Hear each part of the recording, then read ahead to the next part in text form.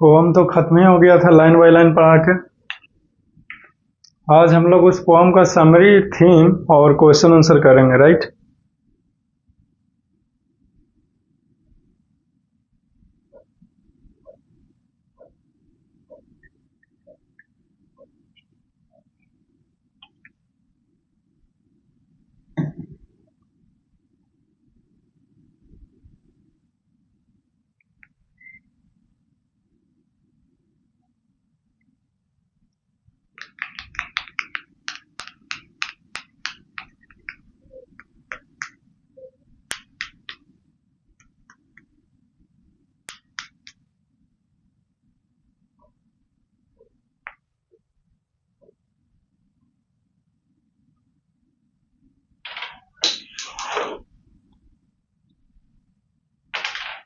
So ready, questions देखो इधर।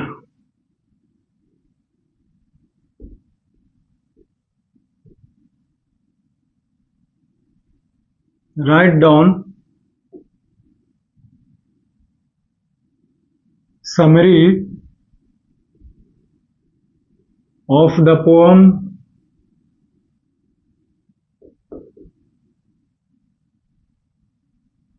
Amanda in about 150 words. ठीक है, जो हमारा पोम का नाम था अमंडा, उसका समरी लिखना है तकरीबन 150 शब्दों में। ये हमारा क्वेश्चन है। कोई बात नहीं, हम लोग जो है वो समरी को लिखेंगे 150 शब्द में। बोला गया है तो 150 शब्दों में ही लिखेंगे। क्लियर? ओके, इधर ध्यान देने वाली बातें हैं।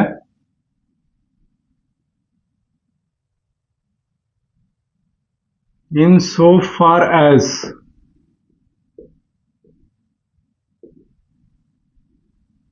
the summary of the poem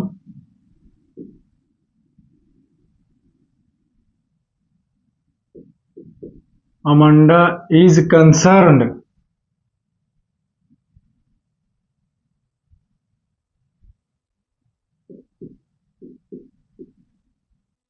it is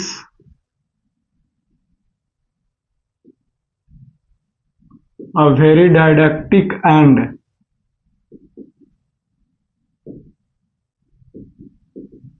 instructive poem। Instructive के जगह पर इंटरेस्टिंग लिख देते हैं। Interesting poem. Is it clear now? And this didactic poem has been composed by a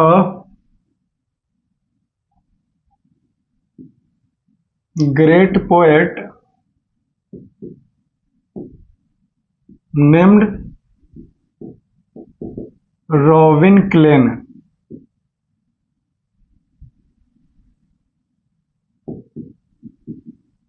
robin Klein, ठीक है। इनके बाद रॉबिन क्लेन के बारे में का 2 लाइन हो जाए, लिखना है he has written different poem. He has written many कर दो, many poem in which Amanda is one of them। इन्होंने बहुत तरह की कविताएं लिखा है रॉबिन क्लेन सर ने, जिसमें से अमांडा पोम जो है वो एक कविता का नाम है जो रॉबिन क्लेन ने ही लिखा है। क्लियर? ओके, इधर ध्यान देने वाली बातें है इज वन ऑफ देम, ये तो हो गया। अब देखो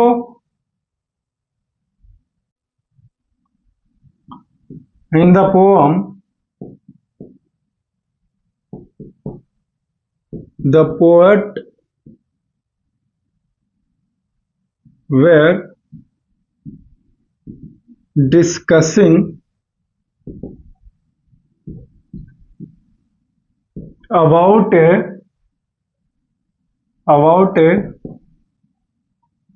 teenager girl.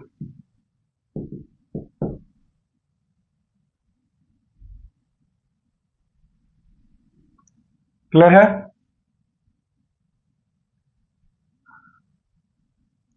अब एक पैराग्राफ चेंज करके लिखेगा। In the poem there is A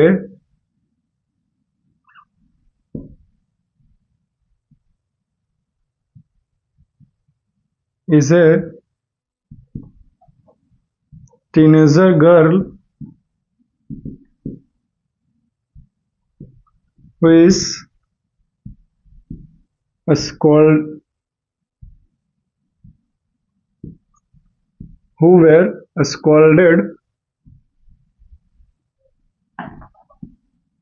by her parent.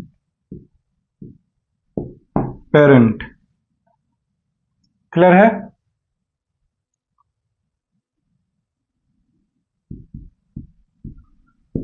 Her parent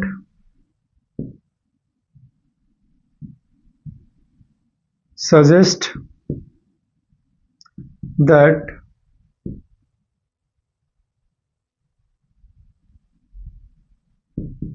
don't bend your shoulder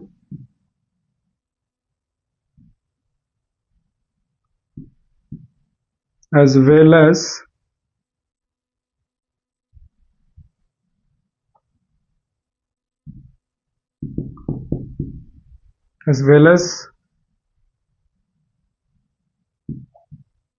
not to sit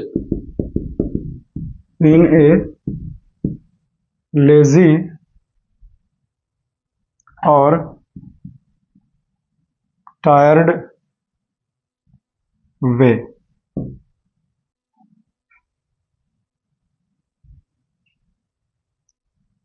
She said that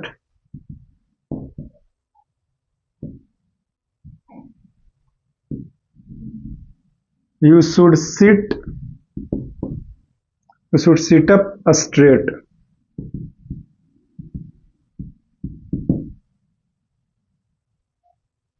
clear है? ध्यान से देखते जाओ, लिखते जाओ। Sit up straight.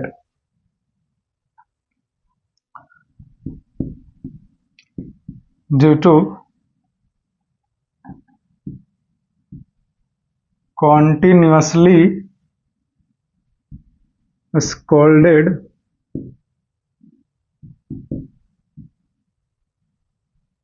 Amanda created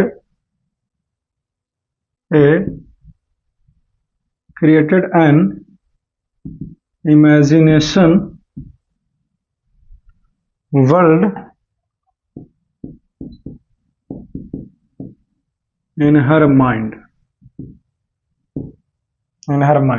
clear है?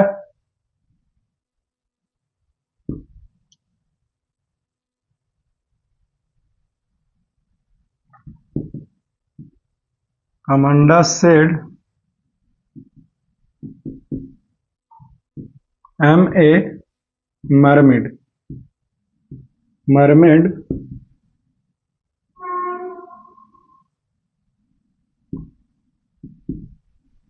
Who is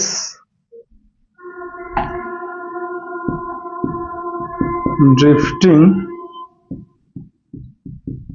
or floating happily in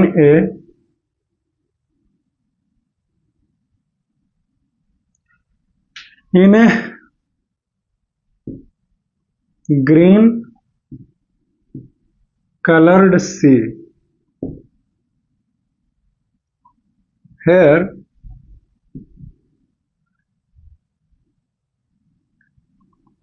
she is the only resident of the sea.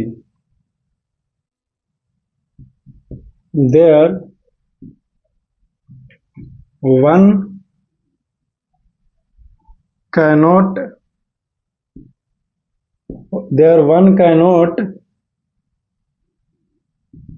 disturb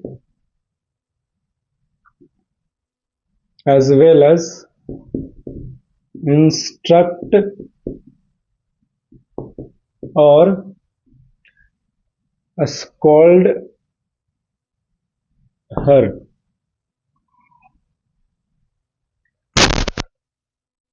ठीक है, ये कुछ इस तरह से समरी है। अभी तो स्टार्ट ही हुआ, इतना जल्दी खत्म कैसे हो जाएगा समरी।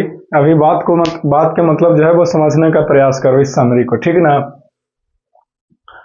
हमने यहां से यहां क्या लिखा है आपको बता देते हैं। हमने लिखा है कि जहां तक की बात करें इस पोअम का, तो वो तो एक महान कवि के द्वारा लिखा गया है जिसका नाम है रॉबिन क्लेन।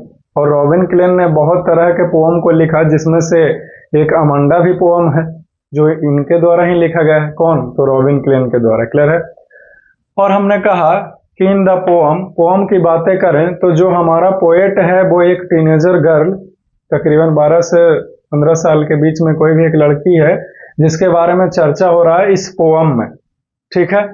और यहाँ पे हमने कुछ 2 स्टैंजा को डिफाइन किया है, जिसमें से हमने बताया कि पेरेंट्स जो है वो उस बच्ची का पेरेंट्स बार बार उस बच्ची को डांट रहे हैं कि तुम अपने नाखून मत काटो, शोल्डर मत झुकाओ, ये ना करो, वो ना करो, है कि नहीं। बहुत तरह तरह के बार बार जब बच्चों को डांटा जाता है अपने पेरेंट्स के द्वारा, अपने टीचरों के द्वारा, तो उनके मन में एक अलग ही दुनिया बस जाता है कि काश कि ऐसे होता तो कितना अच्छा होता। नहीं तो अमांडा अपने ही एक दिमाग में एक इमेजिनेशन वर्ल्ड क्रिएट की हुई है और ये सोच रही है कि काश एक हरे रंग का समुद्र होता जिसमें केवल मैं एकलौता निवासी होती और मैं खुशी से उसमें तैरती, इधर उधर शांति से जा पाती, कोई भी मेरे को डिस्टर्ब ना कर पाता वहां पे।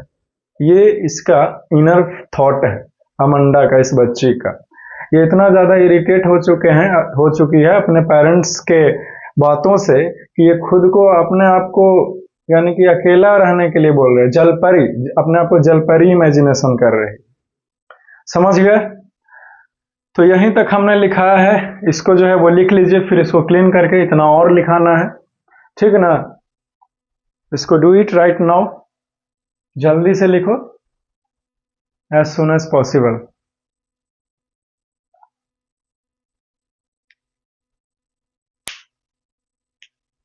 सो have you written this, can I erase it? लिख लिया हो तो मिटा सकता हूं मैं। Everything is visible now. Yes, everything is clear.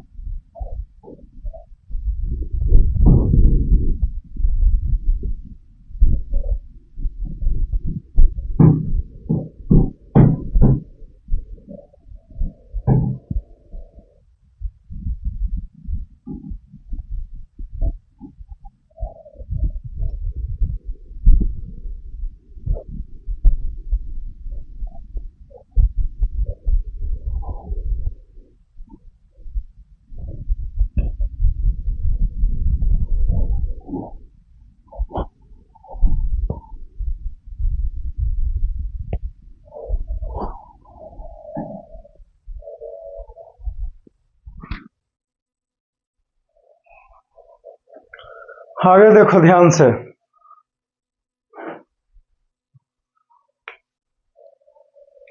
आगे देखिए क्या क्या इंस्ट्रक्शंस दिया जा रहा है इसको। और किन किन चीजों को नहीं करने के लिए मना किया जा रहा है, ध्यान से देखते रहो।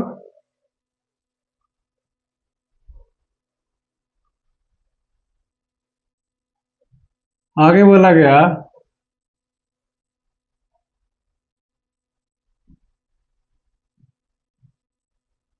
हर parent said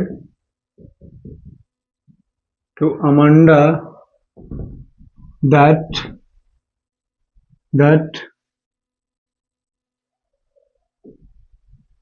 did you finished or clean your room, Amanda?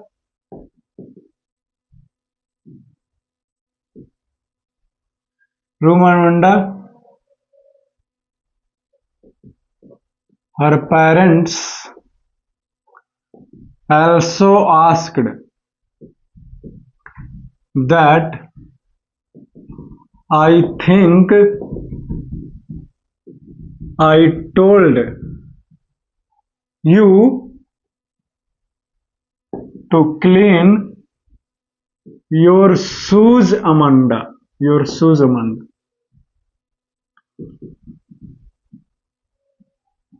इन सब चीजों के बारे में जो है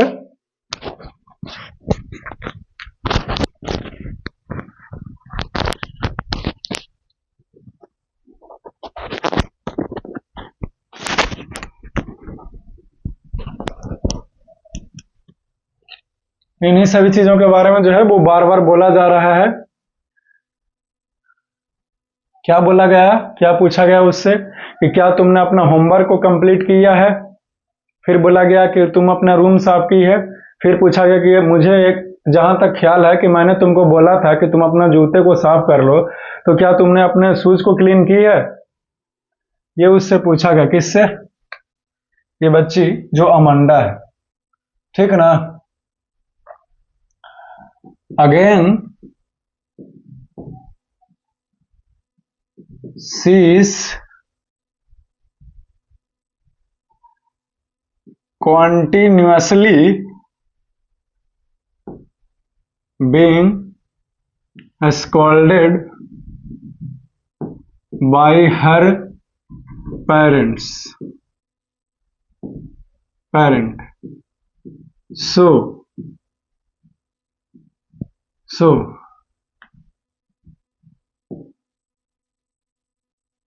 a girl was thinking that I am an orphan.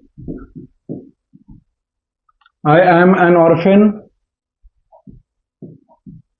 who is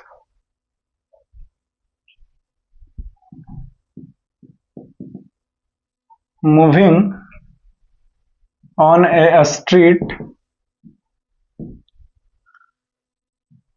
at dusk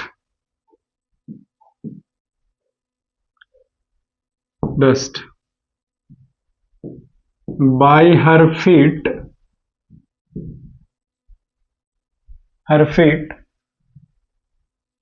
she can make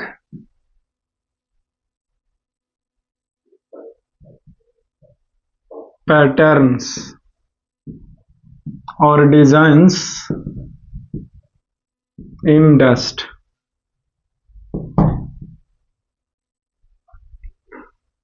Here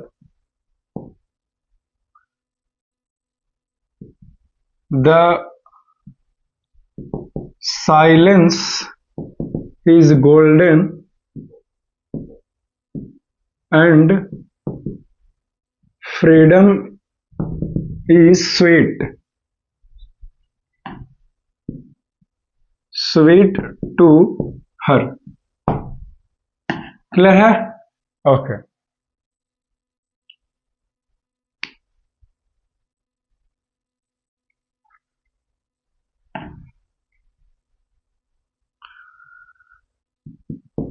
Again her parents scolded Amanda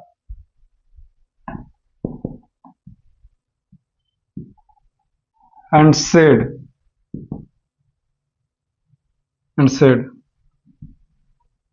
don't eat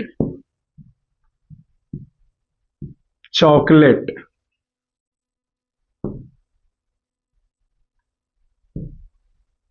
You must remember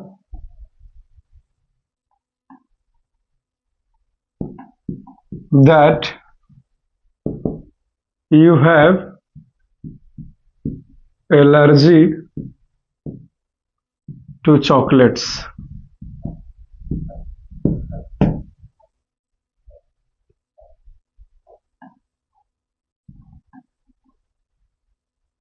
You memorize your acne that can rise by eating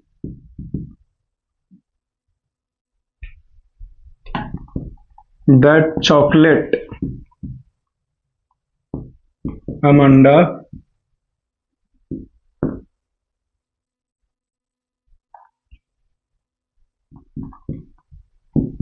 due to being scolded,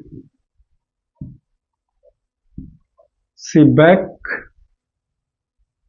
thought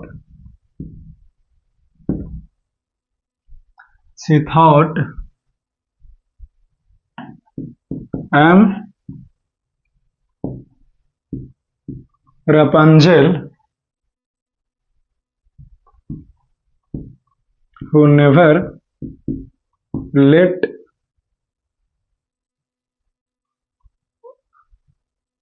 let my hair down in order to escape, because life in a tower is calm and rare. आगे देखो,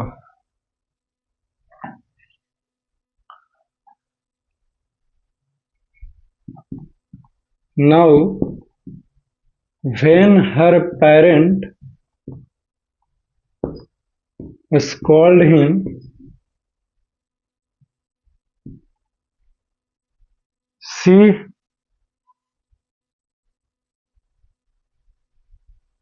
is not looking at him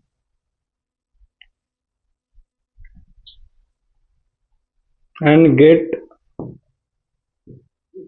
annoyed quickly.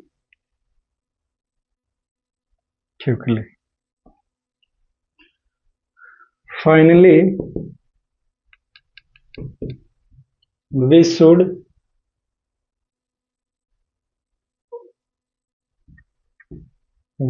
give freedom to every child. We should give freedom to every child. चलो खत्म हो गया जी. That's all. इसी के साथ आपका ये समरी जो है वो खत्म होता है इस पोएम का, जो कि हमने बहुत डिटेल में लिखाते हुए खत्म कर दिया. अंतिम में एक कंक्लूजन भी दे दिया, यानी कि मॉरल वैल्यू भी दे दिया कि इस पोएम का जो है वो मॉरल वैल्यू क्या है. इसको आप लोग लिख लीजिए, ठीक है ना, फिर हम लोग बात करते हैं. क्लियर है? ओके. देखो ध्यान से समझने वाली बातें हैं कि जब यहां से क्या लिखा है, तो फिर से अमंडा को उनके पेरेंट्स डांटते हैं कि अमंडा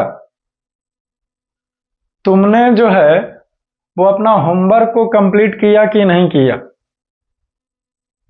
ठीक है, अपना रूम को साफ की है कि नहीं की है. अपना शूज को, जूते को क्लीन किया कि नहीं किया।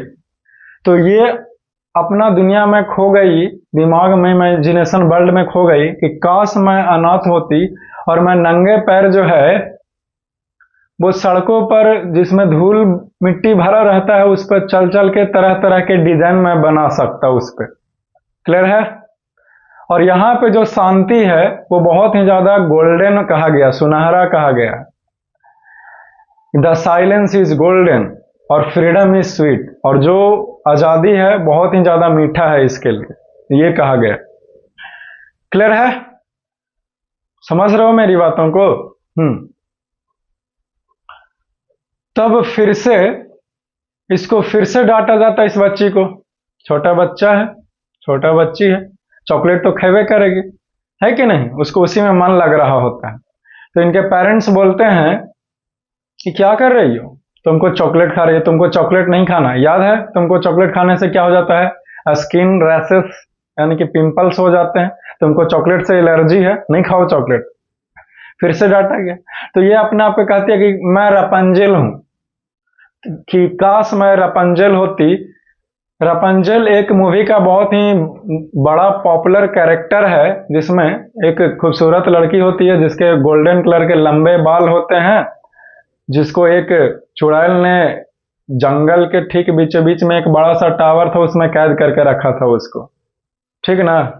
वो कई महीनों तक लगे, समझे। तो फिर बाद में कोई एक आदमी, एक लड़का आता है और रपंजल जो है वो अपना लंबे बाल को नीचे की ओर ऐसे करती है, और वो लड़का उसके बाल को पकड़ पकड़ करके ऊपर टावर में आता है कमरे में, और फिर उसको बचा करके लेके चला जाता है, ठीक है। लेकिन अमांडा रपंजल की तरह नहीं अपना लंबे बालों को नीचे करती है, और ये बचने का इच्छा नहीं प्रकट कर रही है। ये कह रही है कि जो टावर में जो हमको जिंदगी मिलाई बहुत ही ज्यादा शांति है, रेयर है, यानी कि सबको नहीं मिलता है। टावर में एकदम आराम से रहना खिड़की के पास, और चारों तरफ जंगल ही जंगल, सोचो कितना शांति होगा। तो ये कह रही है कि ये जो शांति मिला बहुत ही ज्यादा रेयर है, हम इसको गंवाना नहीं चाहते हैं। क्लियर है, उस बच्ची का ये इनर थॉट है। समझ रहे हो इस बातों को, इज इट क्लियर है, बात समझ में आ रही है।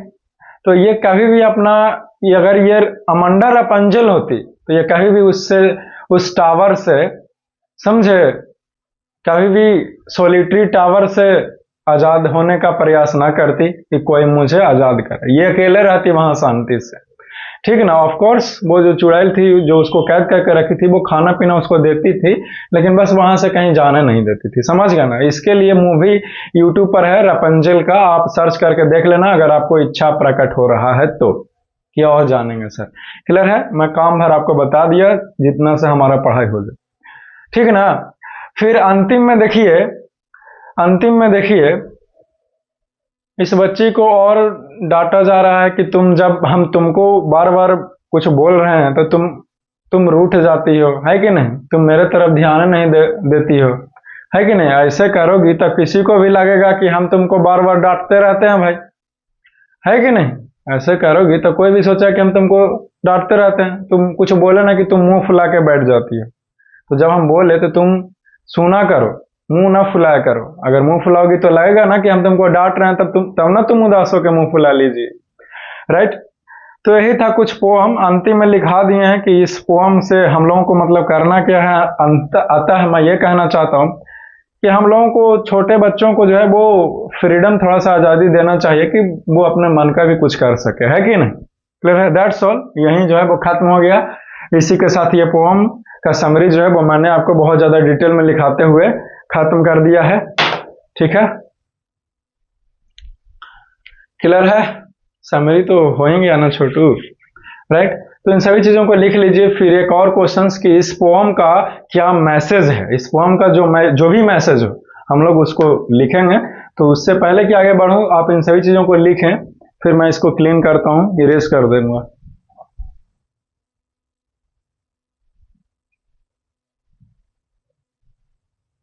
चलिए, मुझे यकीन है कि आपने इसे लिखा होगा, मैं इसको मिटा सकता हूं, right. Okay.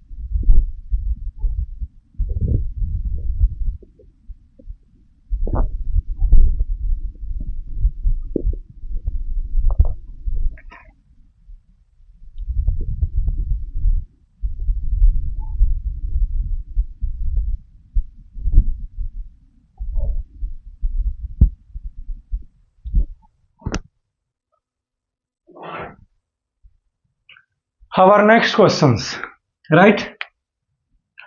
And the next question is that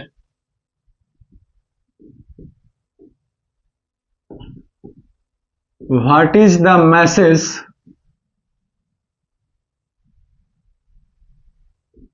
message of the poem Amanda? जो हमारा पोम है उसका नाम है अमंडा, उसका मैसेज क्या है, यानी कि क्या उससे सीखें?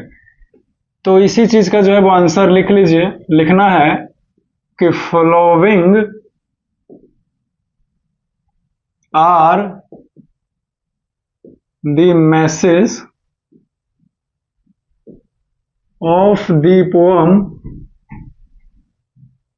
अमंडा, यानी कि जो हमारा पोम है जिसका नाम है अमंडा, उसका मैसेज की बातें करें तो वो क्वेश्चन में लिखित है कि नहीं? सबसे पहले ध्यान दीजिए, give freedom to every child. इससे पता चलता है कि सभी बच्चों को जो है वो आजादी मिलना चाहिए, है कि नहीं? और पता चला इस पोएम से कि freedom is important to a child girl. ठीक है, clear?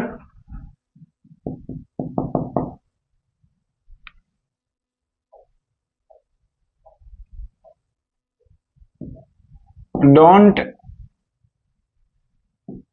Take care of your child in such a way that he feels that they feel slave of you। Clear है?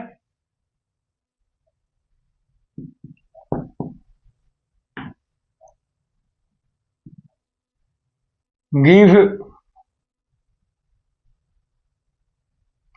चलो बस इतने में सब हो गया, ठीक है ना?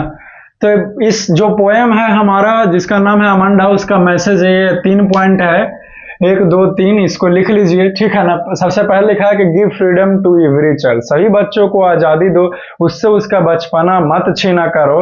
वो बच्चा है तो कभी चॉकलेट खावे करेगा तो कभी नाखून काटवे करेगा। अच्छी बात है कि आप पेरेंट्स हो उसको सिखाते हैं, लेकिन मतलब उसको डांटा मत कीजिए। आप उस चीज को इस बात को तो आप प्यार से ही तो उसको समझा सकते हो कि ये अच्छी आदत नहीं है, राइट? क्लियर है? समझ रहे हो? जैसे वो चॉकलेट खाना नहीं छोड़ता तो आप उससे सिखाओ कि तुमको चॉकलेट खाने के बाद जो ब्रश कर लिया करो, ठीक है ना? ताकि जिसके कारण तुम्हारा दांत ठीक रहेगा, ये ना कि अगर ब्रश नहीं करोगी तो तुम्हारा दांत जो है वो खराब हो सकता है। तो ये सब कुछ सिखाया कीजिए डांटने की बजाय। और दूसरा चीज पता चला मंडा पोएम से कि freedom is important to a child girl, यानी कि छोटे बच्चियों के लिए ये जो हमारा क्या बोलते हैं आजादी है, बहुत ही ज्यादा महत्वपूर्ण रखता है उसके जीवन में। क्लियर है? समझे? क्योंकि लड़कियों का दिमाग जो है वो लड़कों से थोड़ा सा अलग तरह से काम करता है, समझे ना? क्लियर है ना? ओके, तो don't take of your child, यहाँ पे चाइल्ड जो है वो छूट गया। Don't take care of your child, यानी कि आप अपने बच्चे को इस तरह से ख्याल कुछ ज्यादा ही मत रखिए कि उसको लगे कि हम तो भाई अपने पेरेंट्स का गुलाम है, हम तो कुछ कर ही नहीं पाएंगे। ठीक ना? उसको ऐसे भी ख्याल मत रखा करिए, ठीक ना, कि ये नहीं वो नहीं, ऐसे नहीं वैसे नहीं, नहीं तो फिर उसको फिर दिक्कत होने लगेगा। क्लियर है? तो इसी के साथ जो है वो ये खत्म होता है। इस पोम का मैसेज जो कुछ भी था हमने आपको जो है वो लिखा करके खत्म कर दिया। अब समय आ गया है कि इसको जो है वो लिख लीजिए, ठीक ना? अब समय क्या आ गया है? अब समय आ गया है कि जो क्वेश्चन आंसर है हमारा इस बुक का, एनसीईआरटी का, उन सभी क्वेश्चन आंसर्स को हम लोग जो है वो अच्छे तरीके से कर लेंगे। चिंता की कोई बात नहीं है, क्वेश्चन आंसर भी तुरंत खत्म हो जाता है। ठीक है? तकरीबन 9 क्वेश्चंस है एनसीईआरटी का, इतना आसानी से तो खत्म नहीं होगा, है कि नहीं? क्लियर है? तो देखिए क्वेश्चन नंबर 1 1 से लेकर के 9 तक हम लोग अभी समझ लेते हैं। अगले क्लास में क्वेश्चन आंसर भी करवा दूंगा, चिंता की बात है नहीं, ठीक ना? अगले लेक्चर आप देखिए अवेलेबल है, यूट्यूब पर आया हुआ है, उसमें जो है वो सब क्वेश्चन आंसर जो है वो लिखाया हुआ है, तो आप लोग देख लेना उस चीज को। क्लियर है? अभी समझो। सबसे क्वेश्चन नंबर 1 है कि how old do you think Amanda is, how do you no this? तुमको क्या लगता है कि अमांडा जो है वो कितनी साल की होगी? अमांडा एक लड़की का नाम है इस पोएम में, तो तुमको क्या लगता है कि अमांडा जो है वो कितनी साल की है? और तुमको कैसे पता चला कि वो इतना साल के है? तो मुझे लगता है कि अमांडा 12 से 15 साल के बीच में कोई एक टीनेजर गर्ल है, ये है, तो उसका उम्र है 12 to 15 ईयर्स। पोएम में पूरा क्लियरली नहीं दिया हुआ है कि उसका एग्जैक्ट एज क्या है, लेकिन कोई पता चलता है कोई स्कूल एज गर्ल ही है कोई, है कि नहीं? क्योंकि चॉकलेट मत खाओ, नाखून काटना, इस तरीके से आड़ करके बैठना, जैसे तैसे करना, है कि नहीं, होमवर्क नहीं लाना, शूज गंदा रखना, ये सब तो भाई कोई एक टीनेजर चाइल्ड नहीं कर सकता है, नहीं, कोई एक छोटी लड़की ही कर सकती है, राइट? जिसको उम्र 12, 13, 14, 15 जो भी हो, है कि नहीं? क्योंकि बड़ी बड़ी बच्चियां तो फिर समझदार हो जाती है, राइट? अब बड़े बच्चे भी समझदार हो जाते हैं, है कि नहीं? क्लियर है? तो इस चीज से हमें पता चलता है, कैसे पता चला कि उसका उम्र कितना है? तो पता चलता है इस चीज से कि वो नाखून काट रही है, जैसे तैसे बैठ रही है, शूज को क्लीन नहीं कर रही है, होमवर्क नहीं कंप्लीट करके ला रही है, इससे पता चलता है कि वो वही 12-13 साल की कोई लड़की ही ऐसा काम करती है, राइट? क्वेश्चन नंबर 2 ध्यान से देखो, who do you think is speaking to her? Who do you think is speaking to her? तुमको क्या लगता है कि उस बच्ची से कौन बात कर रहा होगा? तो मेरे को लगता है कि उस बच्ची से हो सकता है कि कोई उसके गार्जियन बात कर रहे हैं, उसकी मम्मी बात कर रही हो, या फिर दादी माँ, ऐसे ही कोई उसके पेरेंट्स बात कर रहे हैं। एक लाइन में खत्म। भाई are stanzas 2, 4, 6 given in parenthesis. Parenthesis का मतलब हुआ ब्रैकेट में, कि जो स्टैंजा 2, 4, 6 है वो ब्रैकेट में क्यों दिया गया है? अरे 7 गो स्टैंजा है ना जी इस पोएम में, टोटल क्या स्टैंजा? 7 गो नहीं है? दूध चार 1 5 अपान 2 7 गो है। तो कुछ कुछ स्टैंजा पैरेंथेसिस में, यानी कि ब्रैकेट्स में क्यों दिया हुआ है? ब्रैकेट्स में इसलिए दिया हुआ क्योंकि वो जो ब्रैकेट के अंदर लिखा हुआ है वो उस छोटी सी लड़की से कोई नहीं बोल रहा है, वो उसके मन की दशा है, ये वो मन में ही अपने ख्यालों में ही खोई हुई कि ऐसे ऐसे ऐसे ऐसे रहता तो कितना बढ़िया होता है कि नहीं? क्लियर है? क्वेश्चन नंबर 4 देखिए, who is the speaker in stanzas 2, 4, 6? Do you think this speaker is listening to the speaker in stanza 1, 3, 5 and 7? जो अभी अभी 2, 4, 6 जो ब्रैकेट्स में है, जो अमांडा अपने माइंड में सोच रही है, तो वही कह रहा है कि जो 2, 4, 6 का स्पीकर है, स्टैंजा 2, 4, 6 का स्पीकर कौन है? तो वो अमांडा है, ठीक है ना? और कहा गया कि तुमको लगता है कि जो 2, 4, 6 में जो कुछ भी बोला जा रहा है कि मैं पंजेल हूं, मैं जलपरी हूं, मैं अनाथ हूं, क्या इस स्टैंजा को, जो स्टैंजा 1, 3, 5, 7 में जो उसकी मदर डांट रही है उस बच्ची को, वो क्या सुन पा रही है? तो नहीं ना सुन पा रही है जी। उस बच्ची का जो क्योंकि वो बच्ची जो है वो अपने पुलाव पका मतलब कि पुलाव ख्याल ना पका रही है अपने माइंड में कि मैं रपंजल होती, मैं ये करती, मैं जल परी होती, है कि नहीं, मैं अनाथ होती तो कितना बढ़िया होता, कोई मेरे को कुछ बोल नहीं सकता था।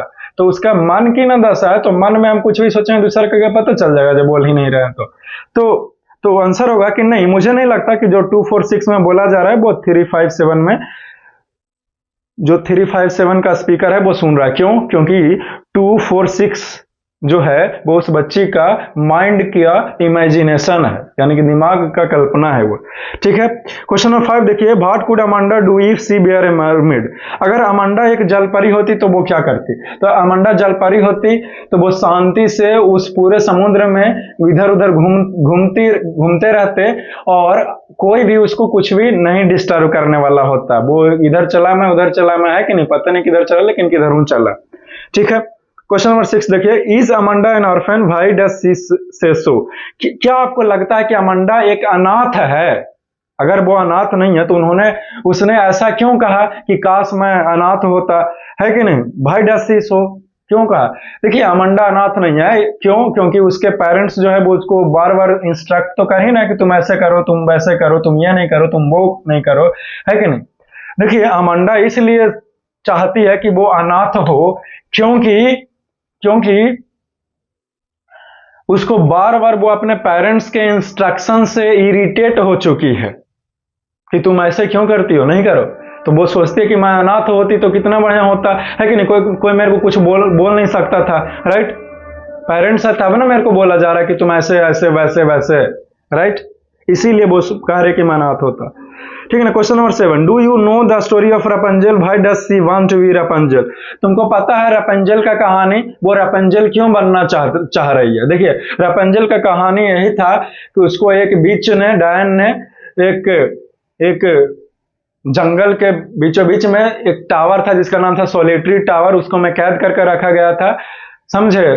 तो क्लियर है? तो ये रपंजल इसलिए बनना चाहती है क्योंकि रपंजल को टावर में रखा गया और वो बाद में उसका गोल्डन कलर के लंबे बाल थे जो नीचे करके की थी, कोई लड़का आया था वो उसके बाल को पकड़ करके ऊपर चढ़ा उसके कमरे में और फिर उसको आजादी करके लेके चला गया। तो ये रपंजल अगर ये होती तो ये अपना लंबे बाल को कभी भी नीचे नहीं करती। क्यों? क्योंकि इसका मानना है कि जो जिंदगी हमें मिला सोलिटरी टावर में वो एकदम रेयर है, कॉमन है, वो किसी और को नसीब ही नहीं होता।